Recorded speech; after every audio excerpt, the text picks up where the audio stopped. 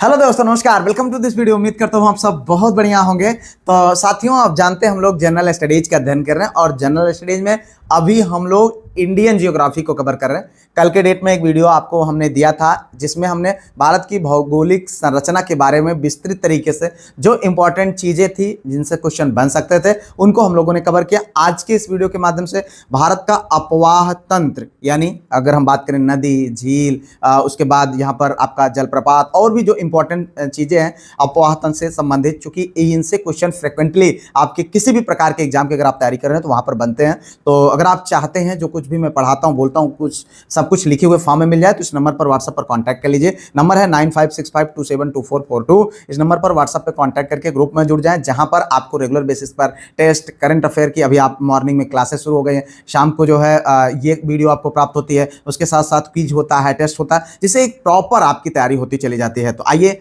Video को शुरू करते हैं। यहाँ पर देखें, अगर हम बात करें भौगोलिक नियंत्रण की तो भारत के अपवाह तंत्र का नियंत्रण अगर हम बात करें तो भौगोलिक स्थलाकृतियों के द्वारा होता है। तो इसमें अगर हम करें, इस आधार पर देखें तो भारतीय जो नदियां हैं, सबसे पहले हम नदियों को देखेंगे क्योंकि नदियों से बहुत सारे क्वेश्चन बनते हैं, ठीक है, आपके एग्जाम में। तो अगर हम नदियों की बात करें तो दो मुख्य वर्गों में विभाजित किया जा सकता है, जिसमें एक है हिमालय की नदियां।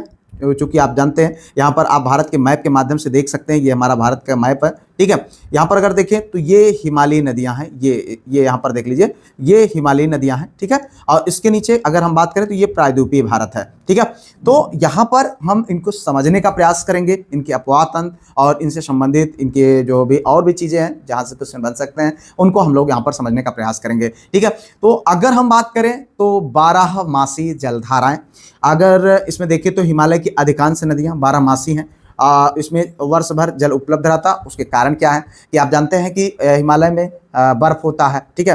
तो यहाँ पर देखें जल के स्रोत की अगर हम बात करें तो इसने जो है वर्षा के अतिरिक्त ऊंचे पर्वतों से पिघलने वाले हिम यानी ग्लेशियर, ठीक है, द्वारा जल प्राप्त होता है। तो यहाँ पर आप देख सकते हैं कितना मनोरम ये दृश्य है इस तरीके से। तो और एक चीज़ और है, गार्ज का निर्माण, ठीक है। ये जो गहरी खाई है यहाँ पर आप देख सकते हैं, ठीक है, एकदम सीधी गहरी खाई है, इसको हम गार्ज कहते हैं, ठीक है, जियोग्राफी की भाषा में। तो हिमालय की दो मुख्य नदियां, खास करके सिंध और ब्रह्मपुत्र, कौन कौन सी? सिंधु और ब्रह्मपुत्र, ये दोनों नदियां हिमालय की हैं, ठीक है। तो यहाँ पर देखिए इस पर्वतीय श्रृंखला के उत्तरी भाग से निकलती हैं, ठीक है। और किस पर्वत श्रृंखला? हिमालय पर्वत श्रृंखला के उत्तरी भाग से निकलती हैं। इन नदियों ने पर्वतों को काट करके, ये देख लीजिए, ठीक है, गहरे गार्ज का निर्माण किया है। तो इतना आपको यहाँ पर समझना चाहिए। अगर हम बात करें तो जब ये नदियां जहां से निकलती हैं वहां पर इसको युवा अवस्था में अगर हम कहें तो चूंकि वहां पर इनका प्रेशर, इनका जो जल की धारा का जो बहाव होता है वो बहुत तेज होता है। यहाँ पर देखें तो उसको युवा अवस्था मानते हैं और तेज बहाव के साथ ये वी घाटी, वी शेप का, यहाँ पर आप देखिए वी शेप की घाटी का निर्माण करती हैं, ठीक है। तो इससे भी संबंधित क्वेश्चन बनता है कि जो है तेज पर्वतीय मार्गों में ये किस प्रकार की घाटी का निर्माण करती है? तो वी आकार की घाटी का निर्माण करती हैं, ठीक है। क्षिप्रिकाएं व जलप्रपात का भी यहाँ पर निर्माण होता है, रैपिड्स, वाटरफॉल्स, ठीक है।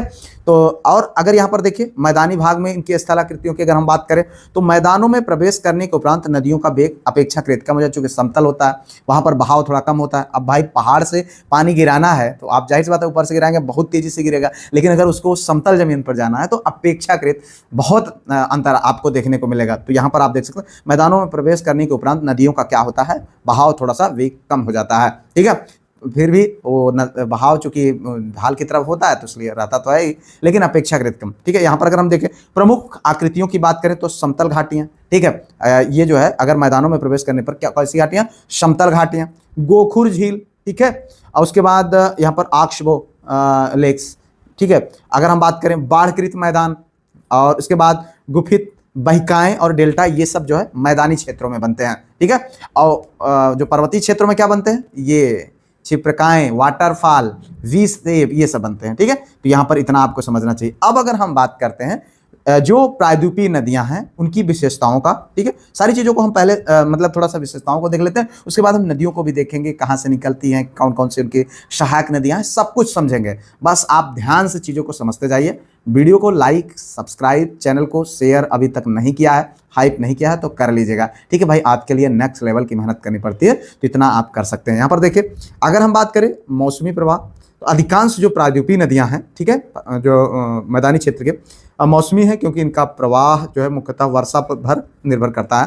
तो हम लोगों ने वहाँ पर देखा कि वर्षा पर ज़्यादा होता है। लेकिन अपवाद के रूप में अगर हम देखें तो गोदावरी और कृष्णा जैसी विशाल अपवाद क्षेत्र वाली नदियाँ वर्ष भर बहती रहती हैं, ठीक है। अब भाई थोड़ा सा बरसात में ज़्यादा हो जाता है, लेकिन वैसे अपना धीरे धीरे करके चलती रहती है मानसून के कारण। उसका कारण क्या है? मानसून के कारण। ऐसा भी क्वेश्चन बनता है कई बार कि मतलब अगर यहाँ पर देखें तो गोदावरी और कृष्णा जैसी विशाल अपवाद क्षेत्र वाली नदियाँ वर्ष भर कैसे चलती रहती है, क्योंकि वहाँ पर और कोई माध्यम नहीं, बरसात के अतिरिक्त भी उनको पानी कैसे मिलता है। तो मानसूनों में अलग अलग मानसून आप जानते हैं, वहाँ पर बरसात होती रहती है समय समय पर, तो इस मानसून की वजह से इनका बहाव मेंटेन रहता है, ठीक है। अगर हम बात करें प्राचीन तंत्र की तो प्रायद्वीपीय अपवाह तंत्र हिमालयी अपवाह तंत्र से अधिक पुराना है। ये क्वेश्चन बनता है और कंफ्यूजन हो सकता है आपको लगे यार हिमालय ज़्यादा पुराना है। नहीं, अगर हम बात करें तो प्रायद्वीपीय अपवाह तंत्र जो है हिमालयी, जो यहाँ ऊपर वाला उत्तरी भाग का जो हिमालय का अपवाह तंत्र है उससे अधिक पुराना है, ठीक है। और इनके निश्चित मार्ग होते हैं, ये नदियाँ एक निश्चित मार्ग पर चलती हैं और इनमें विसर्प, ठीक है, मींडर्स का अभाव होता है। मतलब ये बहुत ज़्यादा अपने जो है रास्ते को नहीं बदलती हैं, ये एक निश्चित मार्ग में होकर के गुजरती हैं। तो इतना आपको यहाँ पर जानना चाहिए। अब एक चीज़ और ध्यान दीजिएगा, अभी यहाँ पर पश्चिम की ओर बहने वाली जो नदियाँ होती हैं वो क्या करती हैं? एस्चुरी का निर्माण करती हैं। ये देखो यहाँ पर, ये आपका एस्चुरी का निर्माण, ठीक है। और अगर पूर्व की ओर बहने वाली नदियों की हम बात करें तो डेल्टा, ठीक है। ये देखो मोर के पंख के आकार का, ये देख लीजिए, समझ लीजिएगा। क्वेश्चन इससे बनता है कि कौन सी नदियां डेल्टा बनाती हैं, कौन सी नदियां एस्चुरी बनाती हैं। एस्चुरी का मतलब ये होता है डायरेक्टली पानी गिरता है, ठीक है, बहुत ज़्यादा नहीं। अब यहाँ पर देखें तो आप अपेक्षाकृत ये देखो फैलाव हो गया, धीरे धीरे धीरे धीरे करके दलदल नुमा आकार बना करके ये जो है बन गया। यहाँ पर अगर आप देखें तो सुंदरबन डेल्टा और तमाम ऐसे डेल्टा बनते हैं, तो ये दलदली जमीन हो जाती है, काफ़ी उपजाऊ हो जाती है। लेकिन अगर इधर पश्चिमी की बात करें तो यहाँ पर ये डायरेक्ट नदी जा करके अरब सागर में मिलती है, ठीक है। तो यहाँ पर आप इसको देख सकते हैं, यहाँ पर बहुत ज़्यादा ये नहीं होता, छितराव नहीं होता कि पंजे के आकार पर, इसको वृक्षानुमा या पंजानुमा भी बोला जाता है। तो इतना आपको यहाँ पर इससे संबंधित चीज़ों को समझना चाहिए। अब अगर हम यहाँ पर बात करें, नर्मदा और तापी नदी सीधे समुद्र में गिरती है, देख लीजिए सीधे जाकर के समुद्र में गिर रही है, ठीक है। ये नदियां डेल्टा ना बना करके ज्वार नदमुख यानी सीधा जो है नदी में जाकर के घुसती हैं, एस्चुरी का निर्माण करते, बहाव वहां पर तेज होता है। चूंकि इनका मुहाना जो है एक ही मुहाने से लगभग जो है पानी गिरता है, तो यहाँ पर बहाव तेजी होता है। अगर हम बात करें पूर्व की ओर बहने वाली नदियाँ, ये वाला अगर आप यहाँ पर देखें डेल्टा का निर्माण होता है। डेल्टा में जैसे जो नदियाँ बनाती है, जैसे महानदी है, गोदावरी है, कृष्णा है, कावेरी नदियाँ हैं, बंगाल की खाड़ी में गिरती हैं। ये नदियाँ अपने मुहाने पर विस्तृत डेल्टा का भैया एकदम फैल करके धीरे धीरे करके एकदम छलनी बन करके जो है समुद्र में समाहित हो जाती हैं, ठीक है, बंगाल की खाड़ी में। यहाँ पर आगे बढ़ते हैं, अगला देखें, यहाँ पर एक एक करके अब नदियों को हम देखते हैं। अब ये भैया देखिए सिंधु नदी जो हमारे भारत की सबसे प्राचीनतम नदी है, ठीक है। इसके उद्गम की हम बात करें तो क्वेश्चन बहुत बने हैं कि इसका उद्गम कहाँ से होता है। तिब्बत में मानसरोवर झील, ये देखिए लेक मानसरोवर ये है आपका, ठीक है। तिब्बत में मानसरोवर जो झील है के निकट कैलाश पर्वत रेंज श्रेणी में बोखरचू के पास, ठीक है। ये पूरा ये आकृति बनी हुई है, यहाँ से आप समझने का प्रयास करें। बोखरचू हिमनद से ये निकलती है सिंधु नदी, ठीक है। इनकी यह विशेषता है कि यह एक पूर्ववर्ती नदी है जिसने हिमालय को काट करके गहरे गार्ज का निर्माण किया।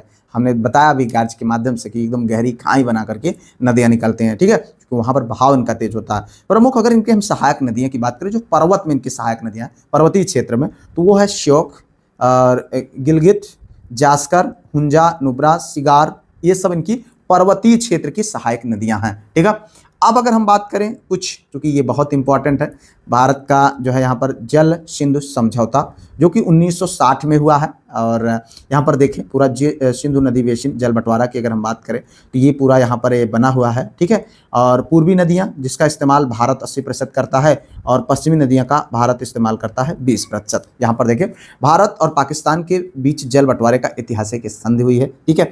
अगर यहाँ पर हम देखें पश्चिमी नदियाँ जो है अभी हमने देखा यहाँ पर, इसमें 20% जल, जिसमें पश्चिमी नदियों में अगर बात करें तो सिंधु, ठीक है, चिनाब, झेलम के जल का 20% उपयोग भारत करेगा, बाकी 80% जो है पाकिस्तान करेगा, ठीक है। तो अगर हम बात करें पूर्वी नदियों का, भारत को 80% मिलता है यहाँ पर, ठीक है, जिसमें रावी, सतलुज, ब्यास के 80% जल का उपयोग भारत द्वारा किया जाएगा। तो ये एक तरीके से समझौता बन सकता है। यहाँ पर देखें क्वेश्चन मतलब समझौता मतलब क्वेश्चन बन सकता है मेरे भाई, ध्यान समझिएगा यहाँ पर कि जैसे अभी इसमें दे देगा, ठीक है, रावी, सतलुज, ब्यास, और उसके बाद इधर झेलम भी घुसा देगा इसमें। तो इसमें बताएगा कि अब इसमें से किस नदी का भारत 80% पानी मतलब 80% पानी नहीं इस्तेमाल करता है। तो क्या आंसर हो जाएगा? झेलम हो जाएगा, ठीक है, या चिनाब को डाल देगा या सिंधु को डाल देगा। सिंधु तो बड़ा फेमस है, तो ये चिनाब और झेलम डाल करके आपको कंफ्यूज कर देगा। तो इतना आपको यहाँ पर समझना चाहिए। अब अगर हम बात करें झेलम नदी का, तो झेलम नदी देखो यहाँ पर इसका उद्गम होता है पीर पंजाल, जो कि गिरिपाद में स्थित है। बहुत बार इससे संबंधित क्वेश्चन बना है, कहाँ? गिरिपाद में, ठीक है।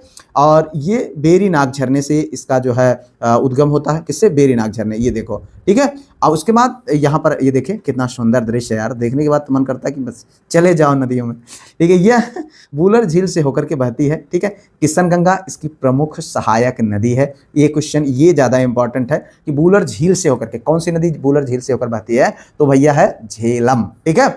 बूलर झील, झस झेलम, ये याद रखना अपना। और इसमें जो है किशनगंगा इसकी सहायक नदी है। तो ये क्वेश्चन बन जाता है। अगर हम बात करें इसका यहाँ पर चिनाव नदी की, ठीक है, किसका? चिनाव की। चिनाव के उद्गम की बात करें तो हिमाचल प्रदेश के लाहुल स्पीति, ठीक है, लाहुल स्पीति के बारालाचा दर्रे से। ये क्वेश्चन बहुत बार बना है, ठीक है। कौन सी नदी बारालाचा दर्रे के निकट से है? तो ये देखो बारालाचा दर्रा के निकट से चंद्र और भागा नदियों के तांडी में मिलने से बनती है, ठीक है। इससे पहले चंद्र और भागा दो नदियां जो कि जाकर के मिलती हैं कहाँ पर? तांडी में। यहाँ पर देखें तांडी में मिलती है, वहीं से जो है इस नदी का निर्माण होता है। यह सिंधु की सबसे बड़ी सहायक नदी है। कौन? चेनाब। इतना आपको जानना चाहिए, चेनाब सिंधु की सबसे बड़ी सहायक नदी है, ठीक है। अब देखिएगा, ध्यान से एकदम से चीज़ों को समझते जाइए। सब कुछ आपको लिखा हुआ पीडीएफ के फॉर्म में दिया जाएगा। इससे संबंधित टेस्ट भी होगा, कुछ भी होगा। बस घबराए नहीं, चीज़ों को लेकर के चलने का प्रयास करिए, बिल्कुल बिंदास रहें, ठीक है। आप यहाँ पर देखें, यह है रावी। अगर हम बात करें रावी, उद्गम हिमालय के रोहतांग दर्रे के निकट से, यह चंबा घाटी से प्रवाहित होती है। किससे? चंबा घाटी से, ठीक है। अगर हम इसकी बात करें ब्यास की अगर हम बात करें तो उद्गम, जो कि इसका उद्गम होता है रोहतांग दर्रे के निकट ब्यास कुंड से। तो बहुत छोटी छोटी चीज़ें हैं जो इतना जानना चाहिए। देखो भैया कितना सुंदर लग रहा है यार, मन करता है कि चले जाओ नदी यहाँ देखने घूमने, ठीक है। ये हरके के निकट, जो कि हरके कहाँ पर है? पंजाब के निकट सतलुज में मिल जाती है। कौन? व्यास। तो ये भी क्वेश्चन बनता है कि व्यास नदी कहाँ पर मिल जाती है? तो कहाँ मिलती है? हरिके के निकट सतलुज से मिल जाती है, ठीक है। सतलुज की सहायक नदी है। यहाँ पर देखिए सतलुज। अगर हम बात करें उद्गम जो है इसका तिब्बत में मानसरोवर झील के निकट राकस झील, जो कि लॉन्ग चेप खबाब से है, ठीक है। यह एक पूर्ववर्ती नदी है। क्या है? एक पूर्ववर्ती नदी है।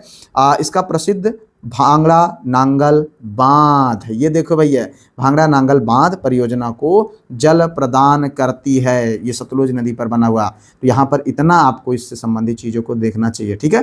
अब अगर हम बात करें गंगा प्रणाली का उद्गम, ठीक है, उत्तर की नदियों का, तो उत्तराखंड राज्य के उत्तरकाशी जिले में गोमुख के निकट गंगोत्री हिमनद से, किससे निकलती है गंगा नदी? गंगोत्री हिमनद से। किससे? गंगोत्री हिमनद से। क्वेश्चन बनता है, से निकलती है।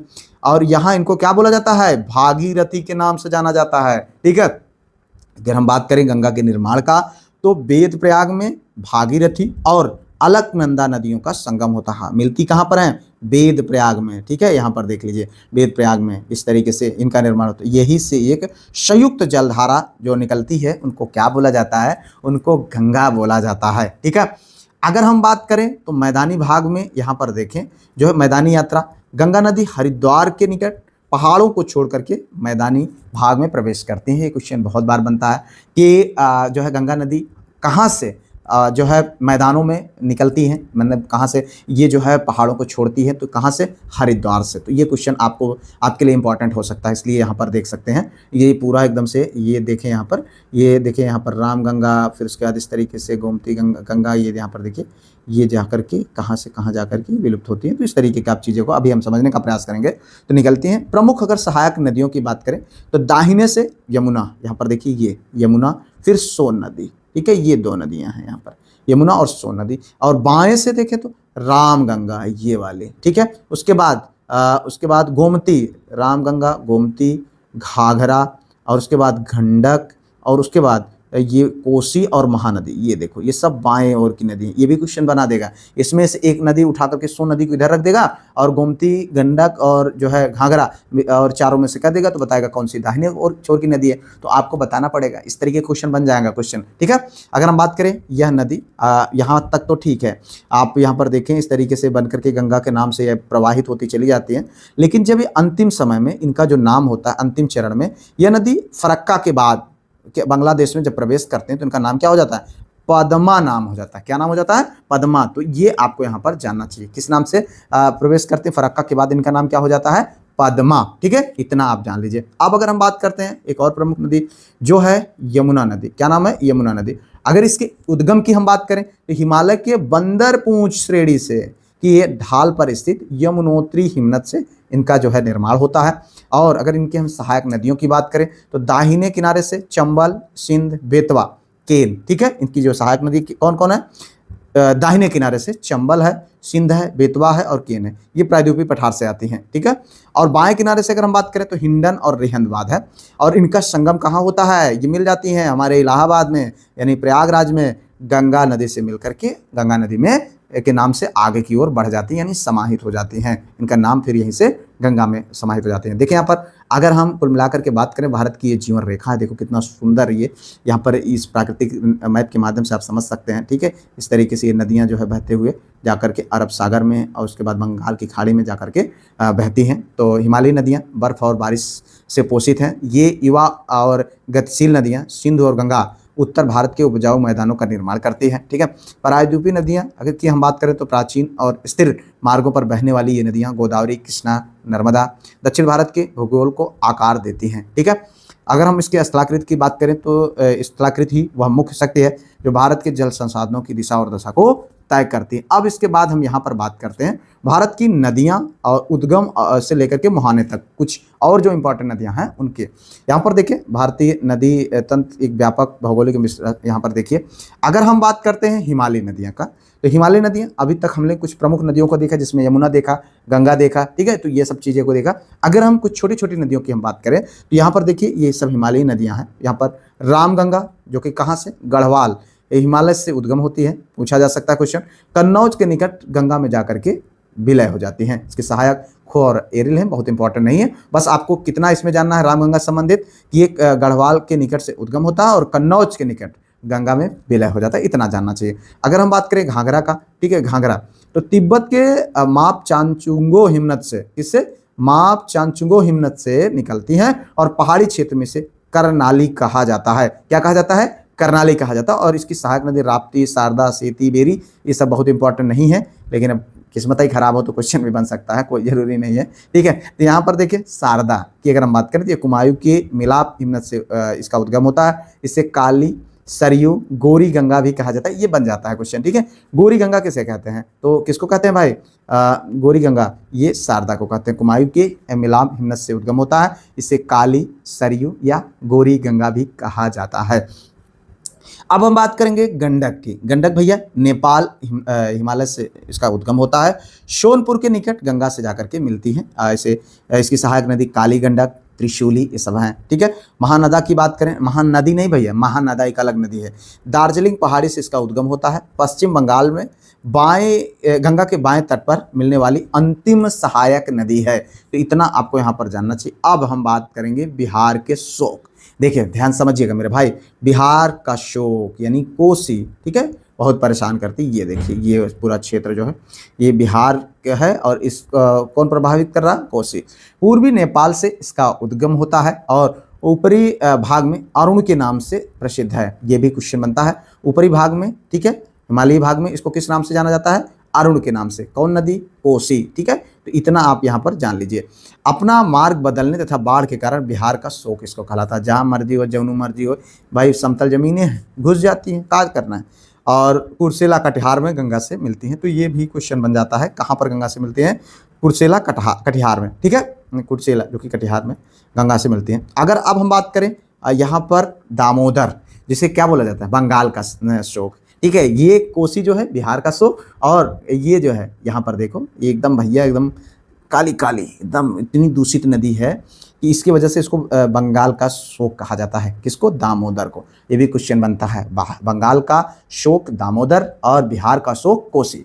तो छोटा नागपुर पठार यानी भाई अब जानते हैं कोयला वाला क्षेत्र है, झारखंड से उद्गम, हुगली नदी में इसका विलय हो जाता है। वहीं भाई ऐसी जगह से कोयले से उद्गम ही होता है, अत्यंत प्रदूषित होने के कारण जैविक मरुस्थल की संज्ञा दी जाती है। ठीक है, और सहायक नदियाँ इसकी कोनार, जमुनिया, बराकर है। ठीक है, इतना आप यहाँ पर जानना चाहिए। अब देखिए मध्य भारत की नदियों के बारे में हम यहाँ पर देखते हैं। तो ये देखो मध्य भारत में जैसे चंबल नदी तंत्र है, चंबल नदी में इसका उद्गम विंध्य पर्वत से होता है, ये मध्य प्रदेश।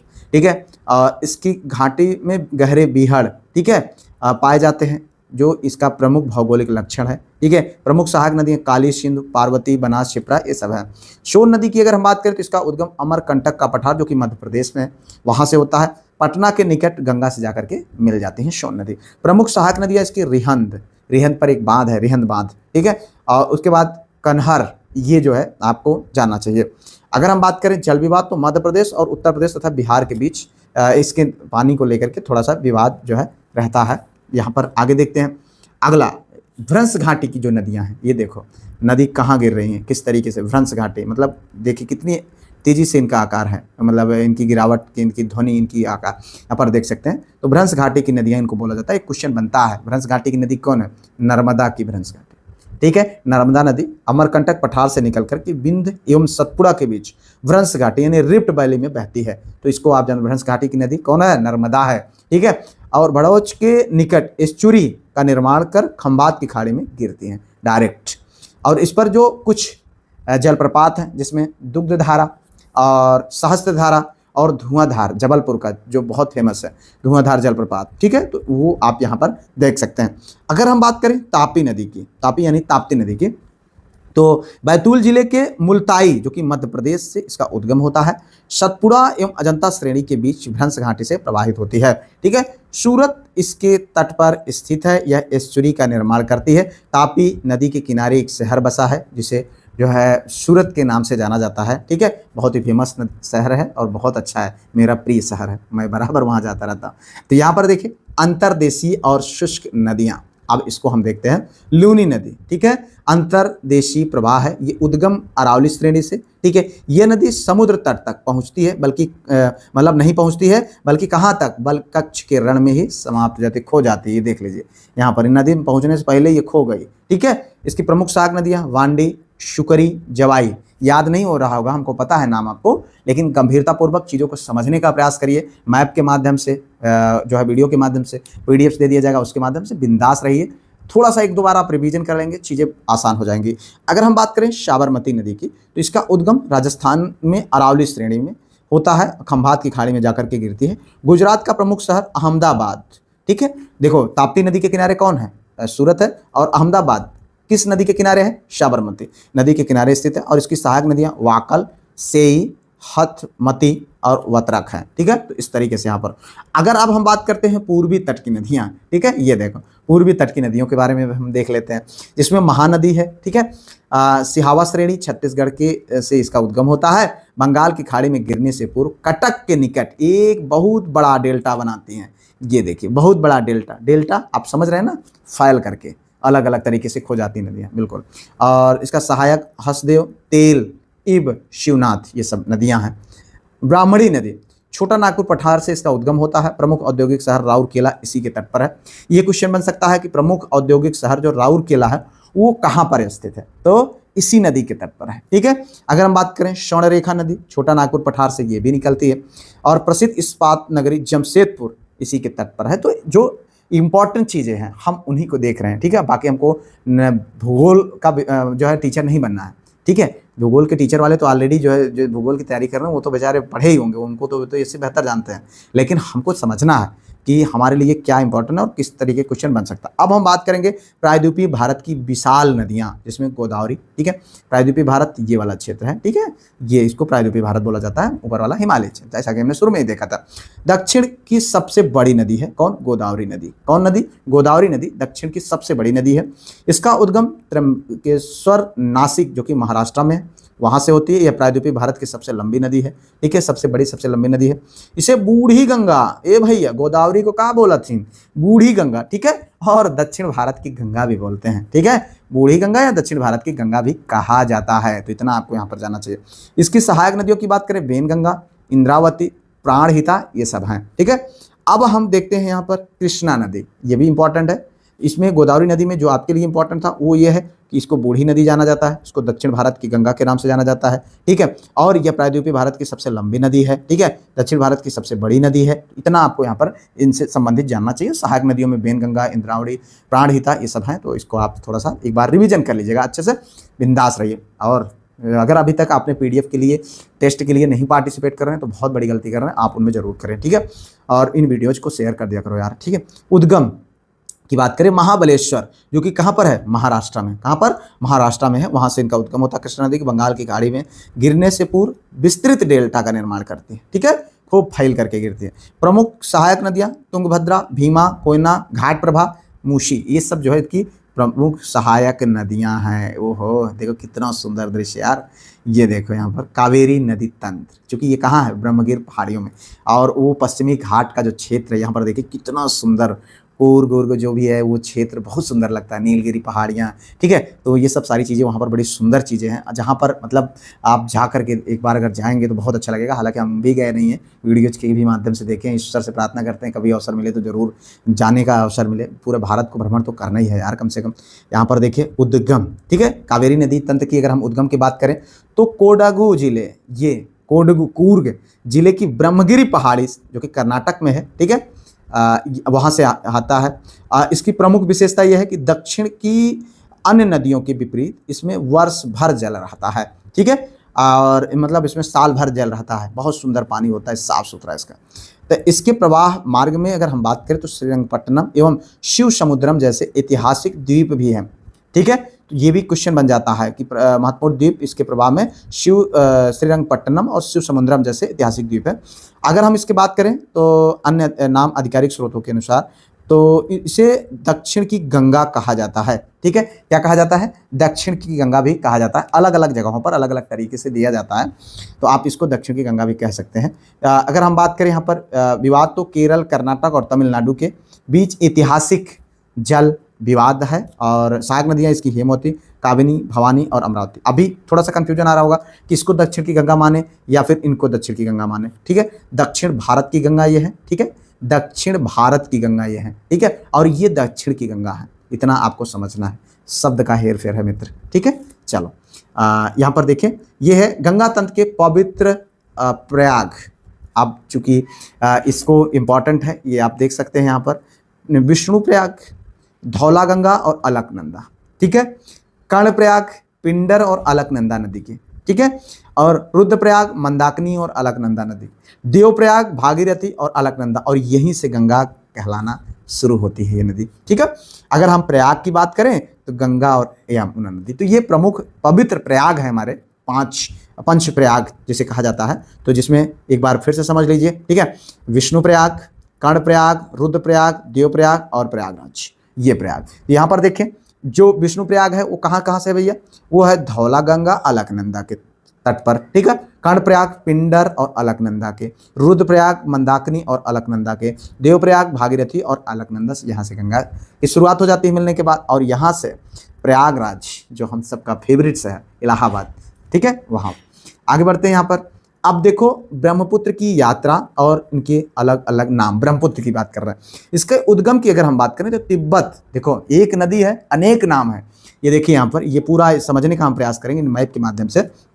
इसका उद्गम होता है तिब्बत के चेमांगयुंगडुंग हिमनद से, नाम भैया चीनी नाम है ये, तिब्बत के चेमांगयुंगडुंग हिमनद से निकलती है और विश्व का सबसे बड़ा नदी द्वीप मांजुली द्वीप, एलटी ग्रेड में भी पेपर में आया हुआ था, ठीक है, असम में इसी में स्थित है, इसी नदी में, ठीक है। एक नदी है अनेक नाम है, सांगपो नाम है इनका तिब्बत में, क्या नाम है, तिब्बत में क्वेश्चन बनता है, और मिलान में दे देगा कि तिब्बत में इसको क्या नाम, तिब्बत में दिहांग दे देगा, अरुणाचल प्रदेश में सांगपो दे देगा, ठीक है, ब्रह्मपुत्र में उत्तरी बांग्लादेश दे देगा, और जमुना असम में मतलब इस तरीके से इसका नाम थोड़ा सा ऐसे ऐसे कर देगा और आपको कंफ्यूज करने का प्रयास करेगा, तो थोड़ा सा समझने का प्रयास करिएगा, ठीक है। और यहाँ पर देखिए सांगपो नदी कहाँ किस पर, तिब्बत में सांगपो नदी के नाम से जाना जाता है, दिहांग अरुणाचल प्रदेश में, ठीक है। और ब्रह्मपुत्र के नाम असम में, हम असम से ही इसको ब्रह्मपुत्र के नाम से जानते हैं, ठीक है, सादिया से धुबरी के बीच, ठीक है, एकदम देखिए यहाँ पर। अब ये नदी सांगपो यहाँ से निकली, उसके बाद यहाँ से आई दिहांग बन गई, फिर यहाँ से आई ब्रह्मपुत्र बन गई, फिर यहाँ से आई जमुना बन गई, फिर पद्मा बन गई, फिर जाकर के मेघना बन गई। तो सोचिए कितना नाम इनका बदला। उसके बाद जमुना नाम बना उत्तरी बांग्लादेश में, ठीक है, पद्मा मध्य बांग्लादेश में, मेघना दक्षिण। बताओ बांग्लादेश में इनका 3 नाम बदला, जमुना, पद्मा और मेघना, ये 3 नाम यहाँ पर बदल गए। एक बात ध्यान से समझिएगा मेरे भाई।